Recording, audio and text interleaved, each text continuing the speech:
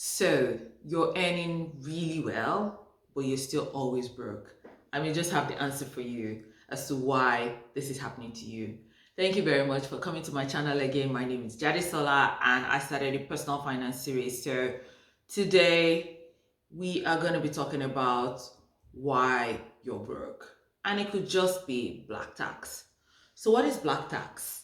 So this is a term that was coined to describe a situation where a family member takes on the financial responsibility of other family members, immediate or extended, or even friends, as it is. So you take on the financial burden of, paying your parents' house rent, your uncle's, cousins, first child's children's school fees, your grandfather's compound roof fell off and they're bringing this responsibility to you. Like, it happens a lot, and it happens a lot in developing economies as well. And it really just doesn't really matter why this financial burden could be put on you. It could be because you're the first child of the family, or maybe you're like really lucky.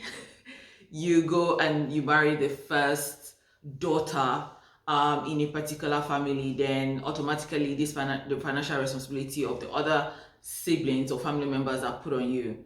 It could be that you are perceived as the person that is earning the most, or maybe you actually are the one that is earning the most in the family. It could be that you're single and everyone thinks that you don't have responsibilities. So yeah, you're the next person they're going to put the financial burden on. It could be anything, that could make people put this financial burden on you. Or maybe you're even abroad, right? And, when people try to do a bit of conversion on how much you might possibly be earning, they're like, oh, this person is balling, so therefore we should pass this responsibility on this person. Now, I need to put a disclaimer out there. This video is not to say don't give, right?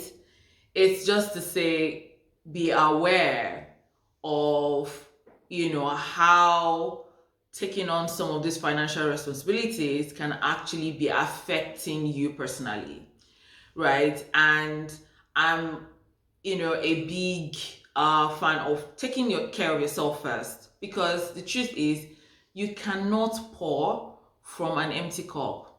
Let me repeat that. You can't pour from an empty cup. So if you are not okay, every other person that you're taking on, they're not going to be okay in the long run if you don't try to put a structure or a plan to how you actually take care of, the expenses in your black tax account. Let's call it that, because really, to be honest, this thing it's not going to go away anytime soon. The way our community is, we are very like close knit, and we have expectations of people, and it may not go away. But can it be managed? The answer is yes. And here is how I think you can actually manage paying black tax or taking care of other people in a way that doesn't make you go broke. And the first thing is this: pay yourself first. When you are on a plane and the cabin crew, they're like telling you, oh, if the mask should drop, put your own mask on first. It is very true with personal finance. Pay yourself first. Take care of your own personal goals first. Put money in your savings and your investment first, and then plan for other people. Because if you don't do this, you're not going to have anything left after you have taken care of other people's financial needs.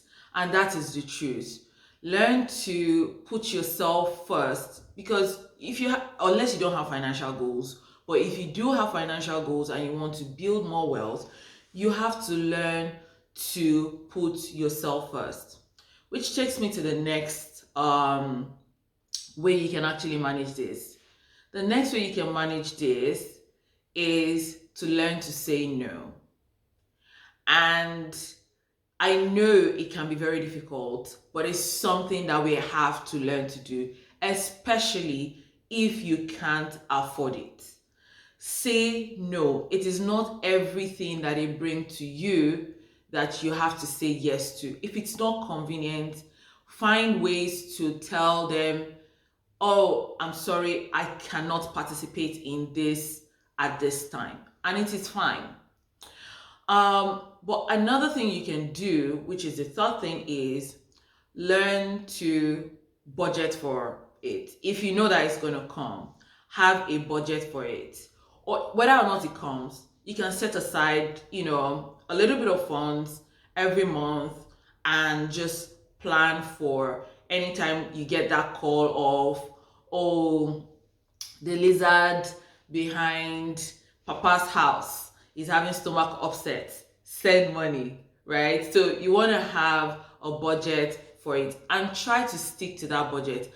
Maybe once in a while you may exceed the budget, but you cannot just be doling out money without keeping track of it. Like, don't do that. The fourth thing that I would say you need to do is also set boundaries. There's some costs that, okay, let's say, for example, somebody is, and I don't mean to just be morbid, let's say somebody in your family is not feeling well and they need, monthly medical expenses, right? You can say that, okay, I should be able to send something for 6 months consistently, and then just know that, okay, after 6 months you may not be able to afford to be sending on a monthly basis, and it's fine. You set that kind of boundary that, okay, after 6 months I don't think I'll be able to continue to do this. The other thing you can do is also to set boundaries in terms of, if it is say something that is going to improve someone's long-term financial situation, you want to participate. You may say things like, if it is immediate family members, you want to participate. If it is extended, you don't want to participate. You may want to start to cherry pick the things you want to participate in and set boundaries around the things that you would outrightly say no to. I cannot, participate in this. I can't afford it. And then that's it. So the fifth thing you can do is to try to help in other ways that doesn't involve you giving out money. And this is a bit tricky, but it is not every time that you throw money at a problem.